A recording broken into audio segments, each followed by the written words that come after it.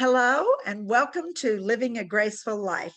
I'm your host, Denise Medved, and I'm also the creator and founder of the Ageless Grace Brain Health Program, which helps people have a sharper, quicker brain, helps restore cognitive function at any age in 50 states and 32 other countries.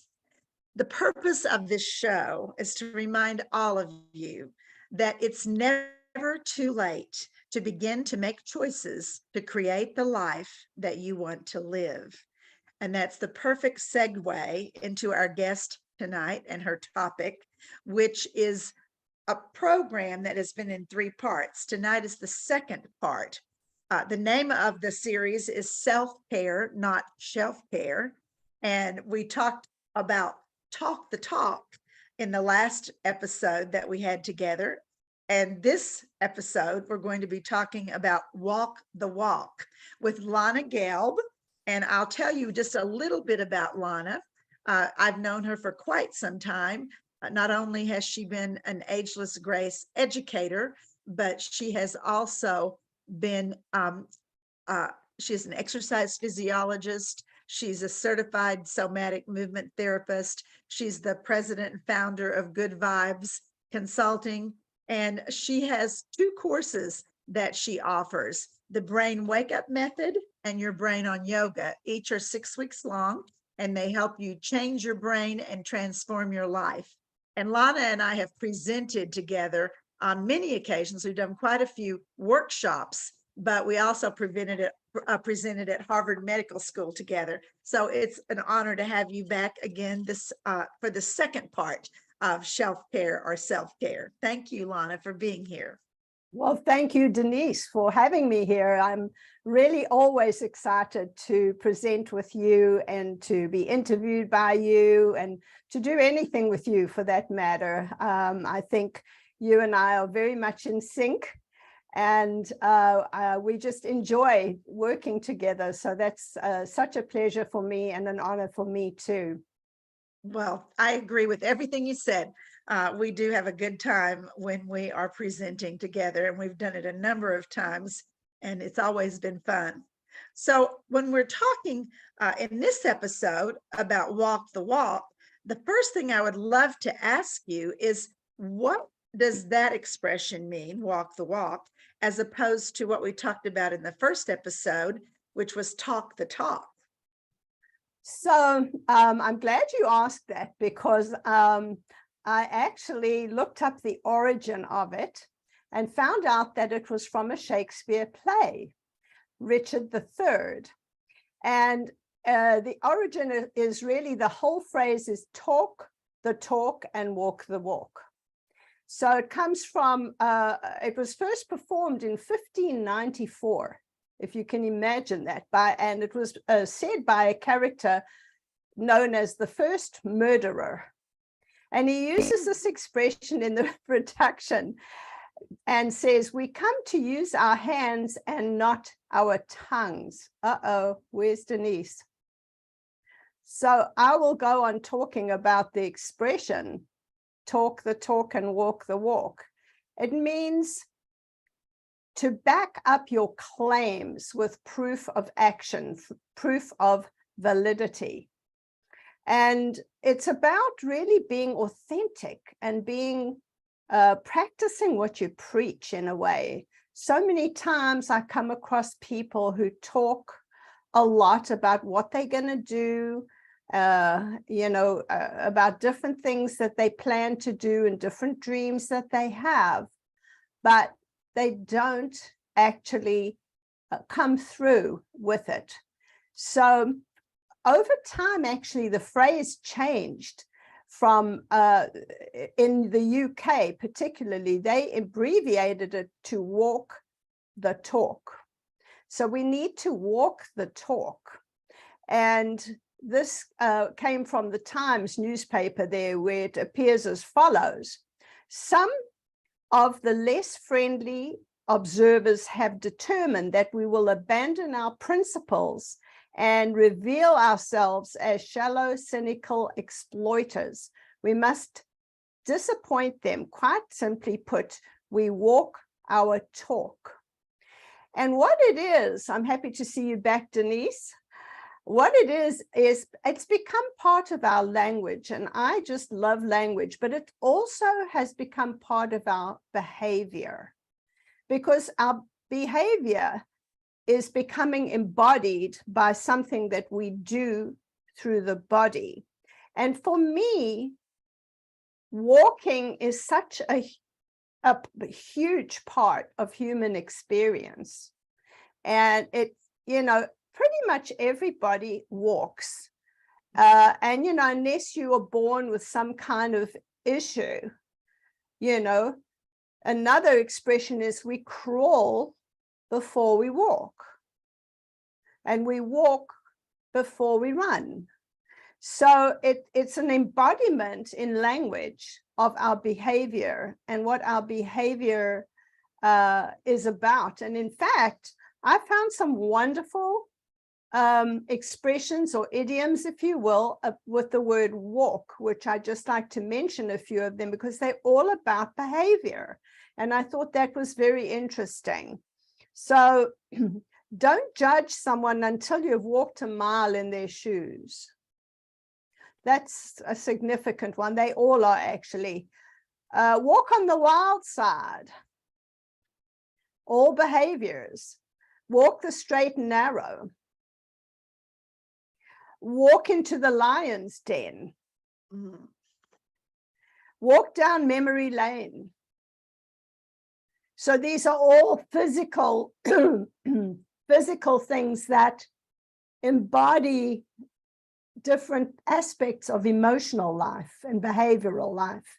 Walk on eggshells. I've done that. I'm sure you have. Yes. You have to learn to crawl before you walk and walk before you run, which I said. Someone can worship the ground that you walk on. You cannot make a crab walk straight. I've never heard that one before, which I thought was kind of interesting. And last but not least, walk someone off their feet. I've never heard the one about the crab either, but that's interesting, the way crabs, go sideways and zigzag. And I mean, I'm just assuming, I didn't look up the meaning, that, this is when people go off the straight and narrow path. And maybe that's their behavior a lot. Mm-hmm. So you can't teach that crab to walk a straight path. So I thought that was pretty fun and interesting. Very interesting. And it's interesting that all of those, as you say, have something to do with the way we live our lives, so to speak, and our behavior, what we choose to do. And all of them are pretty good advice. I would say they're very good advice. Exactly. I thought it was just very interesting that we have so many allusions to walking, and walking is so part of who we are in this world and what we do and where we go. And it also says a lot about us. Our walk, our stride, yes, our gait, our speed, all of these things. So what I thought might be nice to share is you and I talked the other day about what we've done since the beginning of this year to walk the walk ourselves, and give an example of what we have done, and perhaps even do an example of something we want to still do, so that people can hear our authenticity and our transparency. And we hope that this will be either a trigger for them, or something that they admire, or something that they said, oh, wow, I didn't know that, So would you like to start with yours? Sure, absolutely. One of the things that I started at the beginning of the year, and some of you who are watching this may have even attended this, I did a program with Sherry Keating about changing your life by changing your brain. And we did a program about the new MIND, M-I-N-D diet, which is sort of a combination between the DASH diet, which is primarily for diabetes, and the Mediterranean diet, which of course is touted all over the world as one of the best diets that you can eat. So they've combined it together to put in all kinds of things that really they know for sure stimulates the brain, helps the brain be stronger, sharper, quicker, etc. And there are a lot of things that do that, of course, especially whatever we feed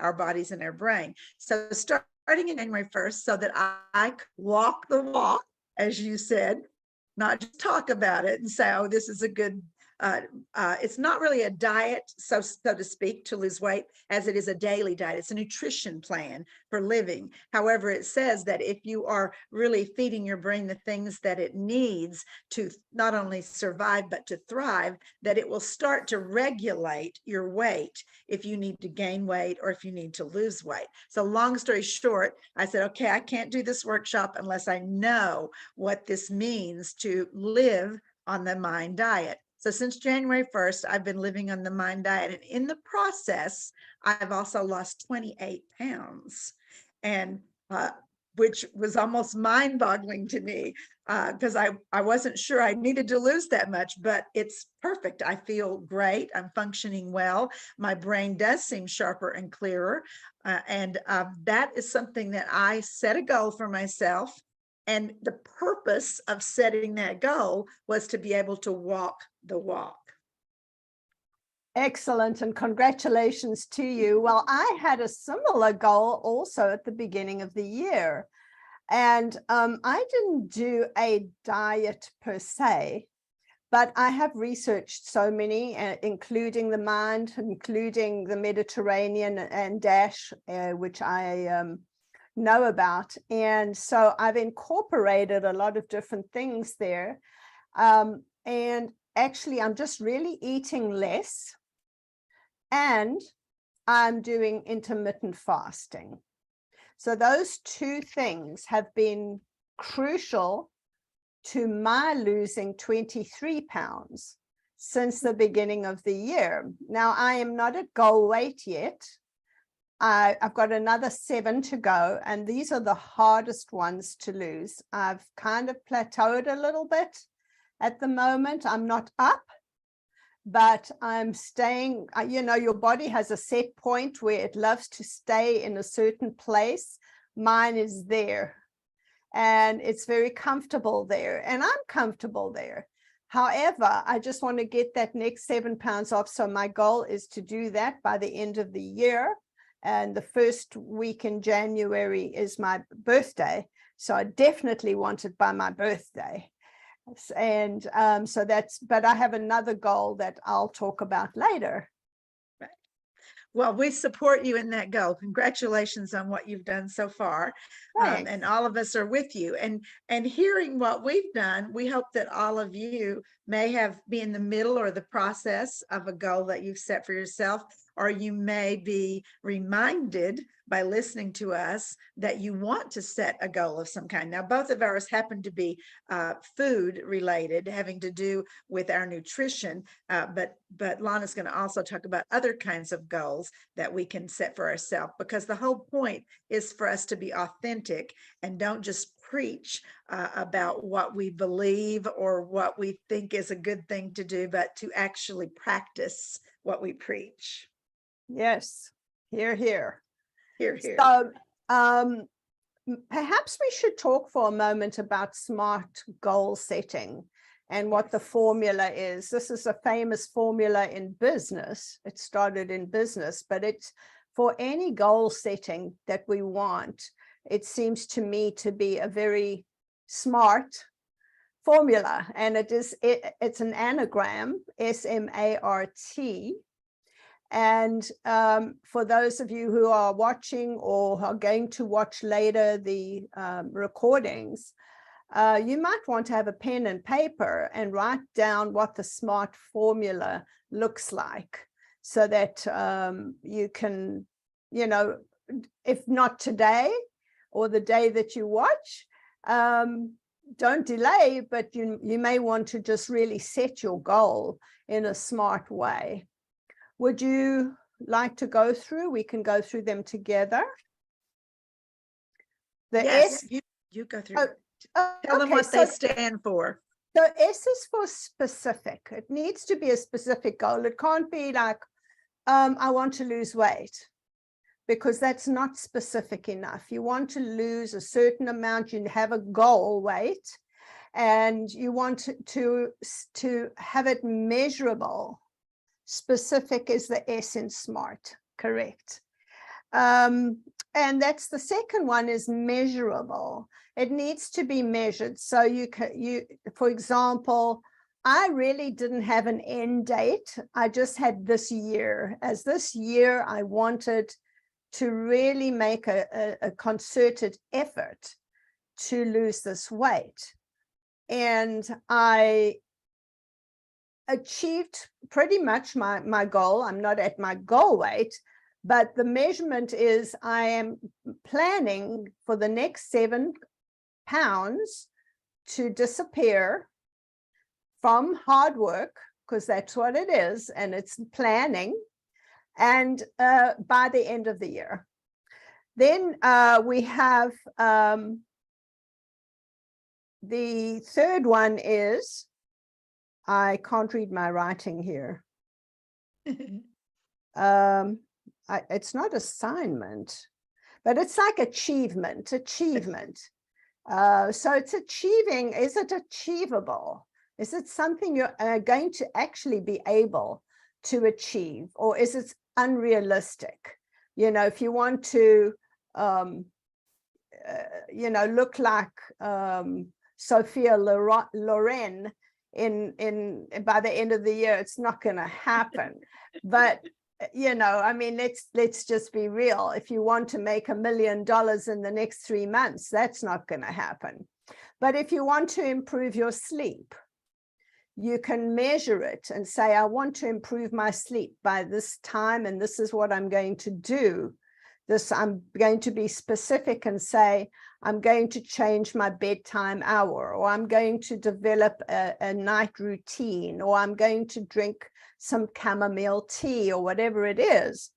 And then I already said the R, it needs to be realistic. It needs to be something that's achievable and realistic. That's the R in SMART, the SMART goal setting. And then the final one is the time. You need to set a time. You really need to be specific about the time, specific about how you're going to measure it. How are you going to measure it? Some people go on a scale. Some people can tell by their clothes if their goal is to lose weight. Some, you know, if they want to sleep better, just measure how many hours they're sleeping as opposed to how much they were, or how many times they go to the bathroom compared to, you know, there are measurable ways to do this. So that, and then the time is very important, because you don't want to make the time unrealistic. You want it to be time that works for you, that is achievable. Absolutely. And another thing we talked about when you and I were discussing the SMART formula, which again, I think is really smart also, that you also most best achieve things in 2 ways.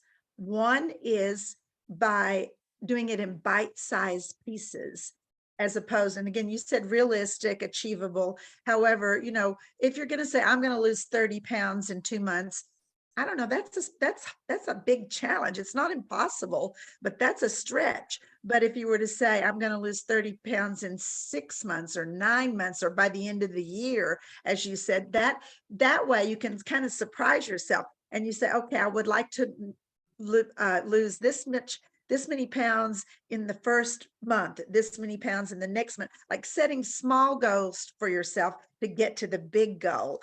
I've noticed that about everything I do, whether it's a project I'm working on, whether it's a degree I'm working toward, whatever it is, doing it in bite-sized goals. There is a big goal at the end, but instead of just working toward that big goal, to say, okay, I'm going to try to reach this goal by this time, and then I'm going to try to reach this part of it by this time, so that I finally get to my big goal, you know, by the end of by the end of the rainbow. Yeah. So, I mean, small steps is key. And just being able to do small steps, it's like so related to changing habits. I mean, that's basically what it is that we're doing. We're doing and incorporating something new that we might have tried in the past and maybe didn't really do well at or achieve what we wanted to because we didn't set the goal correctly, or we didn't measure it, or we, somehow it didn't work for us. So here, in terms of habit forming and habit setting, small steps, one step at a time, is really realistic and achievable, and it works. I mean, this is how it works. So I'm going to say that I'm going to set a goal for myself on this show right now. I have already started the process, and that is the clutter in my home and in my car. And because my car has always been my office until COVID, but I never cleaned it up until I've started to do small steps every day. I've been doing these small steps now for a couple months. And my goal is to completely have my bedroom and my closet uncluttered by the 31st of December. And I can be held accountable for that. I'm on the way, but it's not there. It's got a ways to go because I have all my work and everything from 4 different countries and many different things that I've done in my life that I'm not a hoarder. I wouldn't call myself a hoarder, but I do keep those. And I have used stuff from 20 years ago. So it's hard for me to really do that, but I'm going to really do it. How about you? Congratulations for setting your goal and doing it publicly, because that's the other thing that you and I talked about. Accountability. How the accountability means everything. To say it out loud, to write it down on a piece of paper, to have a friend or a buddy that you can say, hold me accountable. I'm going to check in with you. May I please check in with you, at the end of every month or every week or whatever, and say, this is what I've done so far. So we have another show, our 3rd episode, the 3rd part in self-care, not shelf care. And that's on November 21st. And so we're not holding you accountable as in pressure, but we would love to hear from you on November 21st about how you're doing on your progress with your decluttering goal. Okay, I will be there. And, I challenge everybody who's watching now and watching in the future, the recording, to set a goal for themselves between now and the end of the year, or between now and 6 months, or whatever it is. And, hold yourself accountable to it and walk the walk, because otherwise it doesn't really happen. And then people get frustrated and, the emotions go awry. And it's just not a comfortable feeling, because it becomes almost like a feeling of just not accomplishing. Right. Absolutely. I agree. And it's so easy to talk with a friend or a group of girlfriends and say, oh, I'm really going to do this, or I really need to do this. I know in the past, I have talked about things I need to do, like, oh, I need to clean that up. Oh, I need to straighten that up. Oh, I need to start doing this. But that's my talk. I just talk about it with my girlfriends. So you've made a really good point that, stop talking about it with your girlfriends or with your best friend, and do something about it. And change the language to I am doing, rather than I need to do, or I will do. I am doing. I am doing it. That's great. That's important. The words are powerful and make a big difference. And when we say it out loud, especially, or when we write it down, we're making it manifest. And so you're right. If we say, I will do this, or I intend to do this, or I hope I can do this, then that's what we're making manifest. We're ourselves up for failure. I love that. I am doing it. Yeah. I am doing it. That's Yes. great. Um, so just to remind everybody that, as I mentioned, Lana will be back for part 3 of self-care, not shelf care, on November 21st, same time. It'll be at 7 p.m. Eastern, 4 p.m. Pacific, which, by the way, that's 9 a.m. in the morning Australian time tomorrow. And so I hope you'll share this with your friends and let them know that they can watch this recording.